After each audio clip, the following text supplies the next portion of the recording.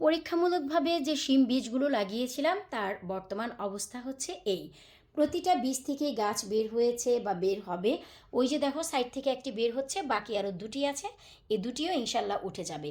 তো এই যে গাছগুলো, এই গাছগুলোকে আমি এখন পরবর্তী একটি ধাপে নিয়ে যাব। তো চলো সেটাই তোমাদের সাথে শেয়ার করি। হ্যালো এভরিওয়ান, আসসালামু আলাইকুম। কেমন আছো তোমরা সবাই? আলহামদুলিল্লাহ, আমি তো অনেক ভালো আছি। আশা রাখছি তোমরাও ভালো আছো। এর আগে দেখিয়েছিলাম যে আমি পরীক্ষামূলকভাবে কিছু শিম দিয়েছিলাম, যা কিনা মার্চের মাঝামাঝি আমি আমার পলিটানেলে ট্রান্সফার করে দিব। বেঁচে গেলে তো শুকর আলহামদুলিল্লাহ, আর যদি মরে যায় বীজ তো আরও রইলই ভাই। এটা হচ্ছে পরীক্ষা করব, যদি দেখি সফলতা পাই নেক্সট ইয়ারের জন্য একটু ইজি হয়ে যাবে পদক্ষেপটা গ্রহণ করা।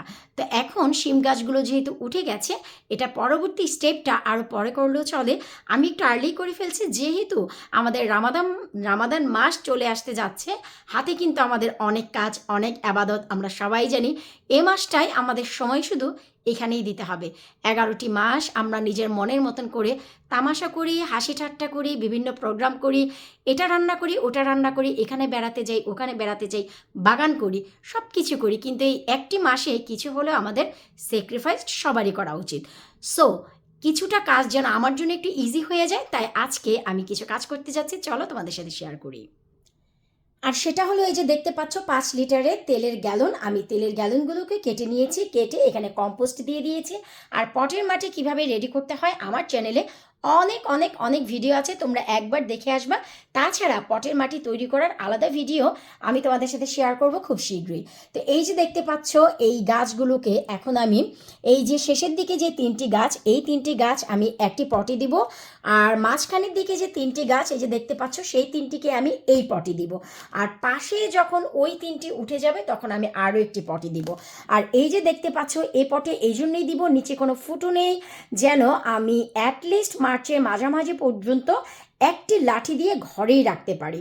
কারণ শিম গাছ লতালো খুব সহজেই কিন্তু বড় হয়ে যায়, সেটা আমরা সবাই জানি। তো এখন সবার শুরুতে চলো আমরা একটি একটি করে গাছ ট্রান্সফার করে নেই। তবে তার আগে তোমাদেরকে বলে দিচ্ছি, তোমরা যদি ভালো মানের বীজ চাও অবশ্যই lavaniekitchen.co.uk আমার ওয়েবসাইটে একবার ঘুরে দেখে আসো। নিউলি যত বীজ আছে 2025-এর আমার বাগানের, আমার নিজের হাতে তৈরি করা ফলনের বীজ কালেক্ট করেছি, যেগুলো আমি তোমাদের মাঝে ছড়িয়ে দিচ্ছি। আরও একটি দুঃসংবাদ, সেটা হচ্ছে আমার ওয়েবসাইটে ঘিয়া শিম যার মানে কি বলে রেজাল্ট বা যার সফলতা আউট অফ দিস ওয়ার্ল্ড, এর বীজের সফলতা পায়নি এমন লোক খুব কমই আছে। আমার কাছ থেকে এই বীজ নিয়ে বা আমি নিজে গত 4 বছর যাবৎ কী পরিমাণ শিম আমরা খেয়েছি, সবাইকে দিয়েছি, কি আর বলবো। এই বীজের সফলতা দুর্ভাগ্যবশত বলতে হচ্ছে ঘিয়া শিমের বীজ এখন বর্তমানে আনস্টক। সেটা হচ্ছে আজকে একজন আমার কাছ থেকে এই বীজের 5টি কোয়ান্টিটি নিয়েছে। Last 5 quantity means 5 Times 10 is 50 বীজ অলরেডি গন। সো এখন হচ্ছে আমার ওয়েবসাইটে এই বীজটা আনঅ্যাভেলেবেল আছে, স্টকে আর নেই। তো অন্যান্য যেই ধরনের শিমের বীজ বা অন্যান্য বীজগুলো আছে, যাদের দরকার হয় ঝটপট করে অর্ডার করে ফেলো। যখনই স্টক আউট হয়ে যাবে তখন কিন্তু আর আমি কিচ্ছু করতে পারবো না। যেমন কি ঘিয়া শিমের বীজটা, যা কিনা সবার অনেক পছন্দ, সবুজ শিম বা ঘিয়া শিম বা রূপবান শিম। তো এইটা হচ্ছে এখন আমার ওয়েবসাইটে আর স্টক নেই, স্টক চলে গেছে, শেষ হয়ে গেছে। তো যাই হোক, একবার ঘুরে দেখে আসো, সেখানে আমার ওয়েবসাইটে তোমরা দেশীয় অনেক শাকসবজি সব পেয়ে যাবা অনায়াসে। এই তো দেখো খুবই ইজি। আমি এই পটের এই যে দেখো আমি একটু দেখাচ্ছি, ওই যে সাইড থেকে আমি একটি গাছ তুলে নিয়েছি, আর এই হচ্ছে গাছ। এই যে দেখো শিকড়গুলো কত সতেজ। আমি এই যে দেখো এই সাইডে এখন এই গাছটা লাগিয়ে দিচ্ছি। এই যে এভাবে করে আমি 3টি গাছ এই পটে দিয়ে দিব। আলহামদুলিল্লাহ, এই পটে দেখো আমি 3টি গাছ কিন্তু দিয়ে দিয়েছি। আর এখন হচ্ছে এই পটে দিব। ডেফিনেটলি যারা রিপোর্টিং করো, রিপোর্টিংয়ের সময় অবশ্যই অ্যাপসম সল্ট ব্যবহার করতে হবে, না হয়তো এক পট থেকে আরেক পটে গাছ যেতেই যে একটা স্ট্রেসে যাবে, তখন কিন্তু তোমার গাছটা সম্পূর্ণই মরে যাবে। তো বাকি 3টা আমি এই পটে নিয়ে আসছি। গাছগুলো ট্রান্সফার করে নিতেই অবশ্যই আমাদের এখন পানি দিয়ে দিতে হবে। আর পানি যে একদম আমাদের ঢেলা দিতে হবে তা না।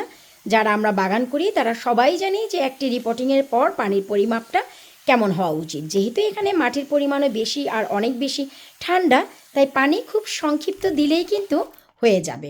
ঠিক এভাবে করে তোমরা গাছগুলোতে পানি দিয়ে নিবা। ব্যাস, যখনই সব কাজ সারা হয়ে যাবে এমন একটি জায়গায় গাছগুলো রেখে দিবা যেখানে সরাসরি অনেক তাপ পাবে না। এখন বলবো যে আপু তুমি তো তোমার কনজারভেটিভতে রাখলা যেখানে অনেক তাপ, বর্তমানে কিন্তু এখন অবস্থা খুব একটা ভালো না ওয়েদারের, আমরা সবাই জানি। গত 10 দিন যাবৎ কোনো রোদই উঠছে না। তো একটি গাছ যখন তুমি রিপোর্টিং করবা অবভিয়াসলি 3 থেকে 4 দিনের ভিতরে এটা সেট হয়ে যায়, বেশি হলে 5 দিন নেয়। তো এরই ভিতর দেখা যায় যে প্রথম 2টি পাতা তোমার শুকিয়ে যেতে পারে, তো nothing to worry about it. মাঝখান থেকে যে পাতাটা আছে সেটা আবার শিকড় সেট হয়ে পুরোপুরিভাবে ঠিক হয়ে যাবে। তো ব্যাস এভাবেই তোমরা পরীক্ষা করে দেখতে পারো। আরও বড় হলেও রিপোর্টিং করতে পারতাম, তো দেখা গেল যে আরেকটু বড় হওয়ার অপেক্ষায় যদি থাকতাম রোজাটা চলে আসতো, আর রোজা রেখে এসব কাজ একটু কষ্ট হয়, সেটা আমরা কেনা জানি। বাকি যে গাছগুলো আছে এই যে মাটিগুলো এখান থেকে সরে এই পাশে দিয়ে দিয়েছি, বাকি 3টা গাছ যখন উঠবে তখন আবার আমরা ঠিক একইভাবে রিপোর্টিং করে দিব। আশা রাখছি ছোট্ট এই ভিডিওটি নতুনদের জন্য অনেক কাজে লাগবে। চেষ্টা করবে স্টেপ বাই স্টেপ তোমাদের সাথে সব কিছু শেয়ার করতে। ভিডিওগুলো না টেনে মনোযোগ সহকারে শুরু থেকে শেষ পর্যন্ত দেখবা। এতে করে দেখবা আমার বাগানের চাইতেও ডাবল, ট্রিপল এবং 4 কি বলে সেটা জানি না, সেই ধরনের ধামাকা তোমাদের বাগানে পাবা। অনেক সময় আছে যে আমার একটি লাইন ফলো করো, আবার আরেকটা ভিডিও থেকে আরেকটা লাইন ফলো করো, সেটা কখনোই করবা না। যার ভিডিওটা দেখবা শুরু থেকে শেষ পর্যন্ত তার ভিডিওটাই দেখবা, এতে করে কমপ্লিট হবে না, তোমাদের ফলন দ্বিগুণ হবে।